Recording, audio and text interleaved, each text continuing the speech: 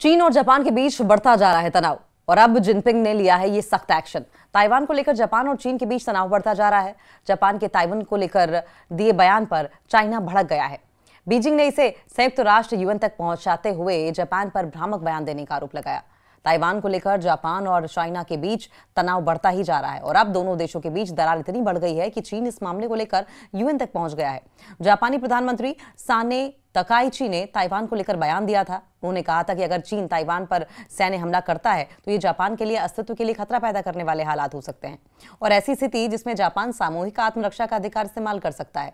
Global times ने बताया कि जापान के पीएम के इस बयान के बाद चीन और जापान के बीच तनाव तेजी से बढ़ गया है। बीजिंग अब इस मामले को संयुक्त राष्ट्र यूएन तक ले गया। चीन ने जापान पर भ्रामक बयान देने का आरोप लगाया। चीन ने एक पत्र लिखा। चीन ने यूएन में स्थायी प्रतिनिधि फुंगकोंग ने शुक्रवार को महासचिव एंटोनियो गुटेरेस को एक औपचारिक पत्र लिखा, जिसमें ताकाइची के ताइवान से जुड़े भ्रामक शब्दों और कार्यों के खिलाफ बीजिंग की स्थिति साफ की गई। ये पत्र ताकाइची की 7 नवंबर की टिप्पणियों के जवाब में है, जिसमें उन्होंने कहा था कि चीन की ओर से ताइवान पर किसी भी बल प्रयोग की स्थिति जापान के लिए जीवन के लिए खतरा बन सकती है। साने तकाइची के इस बयान से चीन भड़क गया। तकाइची की इन टिप्पणियों के बाद चीन ने हाल ही में जापान के खिलाफ सख्त कदम उठाए। चीन ने जापानी समुद्री भोजन आयात करने, सी फूड को इंपोर्ट पर प्रतिबंध को फिर से लागू कर दिया और इसी के साथ चीन ने अपने नागरिकों के लिए जापान की यात्रा पर चेतावनी भी जारी की। चीन ने अपने पत्र में क्या क्या कहा? फुंगकोंग ने अपने पत्र में कहा कि तकाइची की बातें 1945 में जापान के आत्मसमर्पण के बाद पहली बार हुई हैं। ऐसी बातें उनके अनुसार ये पहली बार है जब किसी जापानी नेता ने ताइवान को जापान की रक्षा के अधिकारों से जोड़ा है, हथियार का इस्तेमाल करने की बात की है। उन्होंने इसे बहुत गलत, बहुत खतरनाक बताया है। उन्होंने कहा कि जापान ने चीन की बार बार की आपत्तियों की परवाह नहीं की और अपनी स्थिति की रक्षा जारी रखी। फुंगकोंग ने इन टिप्पणियों को अंतर्राष्ट्रीय कानून का उल्लंघन और युद्ध स्तर पर व्यवस्था के लिए चुनौती बताते हुए कहा कि यह बयान 1.4 अरब से ज्यादा चीनी लोगों के साथ साथ उन एशियाई देशों के लिए भी अपमानजनक है जो द्वितीय विश्व युद्ध के दौरान जापानी आक्रामकता से प्रभावित हुए थे। ग्लोबल टाइम्स के मुताबिक यह पत्र संयुक्त राष्ट्र महासभा के एक आधिकारिक दस्तावेज के रूप में जारी किया जाएगा और सभी सदस्य देशों को भी दिया जाएगा। चीन ने भी अब इस पर वार्निंग जारी की है। फुंगकोंग ने वार्निंग दी कि अगर जापान ताइवान के मामले में सशस्त्र हस्तक्षेप करने की हिम्मत करता है तो चीन इसे आक्रमण मानेगा और संयुक्त राष्ट्र चार्टर के तहत अपनी आत्मरक्षा का अधिकार इस्तेमाल करेगा। उन्होंने जापान को द्वितीय विश्व युद्ध में पराजित राष्ट्र होने की याद दिलाई और कहा कि टोक्यो को अपने ऐतिहासिक अपराध पर गहराई से विचार करना चाहिए। ये एक बार आप फिर से सुने कि किस तरीके से अब इस मामले में फुंगकोंग ने चेतावनी दी है। और फुंगकोंग ने चेतावनी देते हुए कहा कि अगर जापान ताइवान के मामलों में सशस्त्र हस्तक्षेप करने की हिम्मत करता है तो चाइना इसे आक्रमण मानेगा और संयुक्त राष्ट्र चार्टर के तहत अपनी आत्मरक्षा का अधिकार इस्तेमाल करेगा।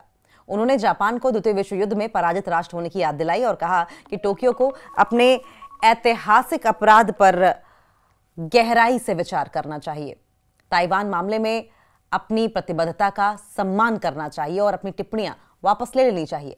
साथ ही उन्होंने दोहराया कि जापान सुरक्षा परिषद में स्थायी सीट के लिए पूरी तरीके से अक्षम है।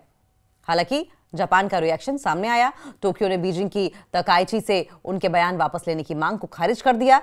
जापान का तर्क है कि उसके बयान राष्ट्रीय सुरक्षा चिंताओं को सामने रखते हैं और ऐसे में जिस तरीके से चाइना की ओर से इन्वेजन तक की बात कह दी गई कि अगर किसी भी तरह का हस्तक्षेप ताइवान के मामले में किया गया और सशस्त्र यानी कि वेपनाइज्ड या मिलिट्राइज्ड एक्शन या इंटरवेंशन जापान की ओर से ताइवान के लिहाज से चीन के खिलाफ किया गया तो इसे चाइना आक्रमण मानेगा और यूएन चार्टर के तहत, संयुक्त राष्ट्र चार्टर के तहत इसे अपनी सुरक्षा, आत्मरक्षा का जो अधिकार दिया जाता है उस आत्मरक्षा के अधिकार को जापान के खिलाफ इस्तेमाल करेगा। साथ साथ चाइना की ओर से लगातार इस बात की भी याद दिलाई जाती रही जापान को कि वो किस तरीके से सेकेंड वर्ल्ड वॉर के समय हार गया था और ऐसे में इस हार को याद दिलाते हुए कहा गया है कि ऐसा ना हो कि दोबारा एक बार फिर से जापान जंग में कूदे और फिर वही हार हो। आपको एक बार फिर से बताएं कि चाइना के यूएन में स्थायी प्रतिनिधि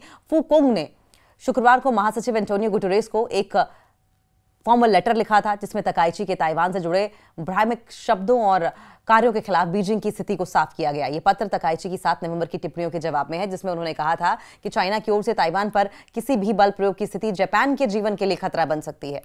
साल तकाइची के इस बयान से चीन भड़क गया। तकाइची की इन टिप्पणियों के बाद चाइना ने हाल ही में जापान के खिलाफ बहुत सख्त कदम उठाए। उन्होंने आपको हमने बताया ही किस तरीके से जापानी सी फूड का इंपोर्ट बैन कर दिया, साथ साथ और भी सैंक्शंस लगाने की लगातार चेतावनी जापान की ओर से दी जाती रही है।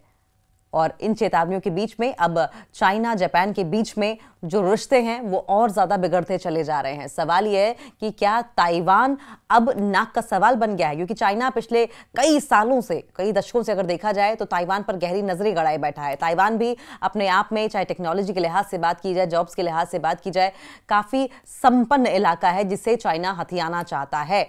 और अब जिस तरीके से जापान का इंटरवेंशन यहां पर सामने आ रहा है, तो फुंगकोंग ने इन टिप्पणियों को अंतर्राष्ट्रीय कानून का उल्लंघन और युद्धोत्तर व्यवस्था के लिए चैलेंज बताते हुए कहा है कि यह बयान 1.4 अरब से ज्यादा चीनी लोगों के साथ साथ उन एशियाई देशों के लिए भी अपमानजनक है जो द्वितीय विश्व युद्ध के दौरान जापानी आक्रामकता से प्रभावित हुए थे। ग्लोबल टाइम्स के अनुसार यह पत्र संयुक्त राष्ट्र महासभा के एक आधिकारिक दस्तावेज के रूप में जारी किया गया है।